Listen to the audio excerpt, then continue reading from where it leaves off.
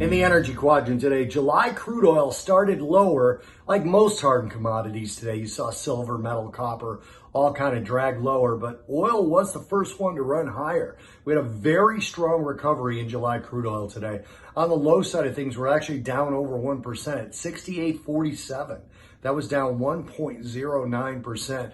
We finished up over 1.25% higher, right around that $70 mark, but on the highs, 70.09, that was up 1.24%. So moved back up toward that $70 range. Actually was pretty strong considering how much lower we started out the day. U.S. rig counts are not moving up as fast as prices, and that's part of the equation that's going on with the supply and demand dynamics in crude oil right now. Since the beginning of November of last year, we've had crude oil price rise over 106%, but rig counts have only jumped about 65%, up to about the mid 350s, whereas crude oil prices, as I mentioned, have gone up into the $70 range, and that shows the lack of capital expenditure that's gone on in the U.S. shale patch, giving a little bit more influence over the price of crude oil to OPEC and OPEC Plus, really since about 2014, 2015,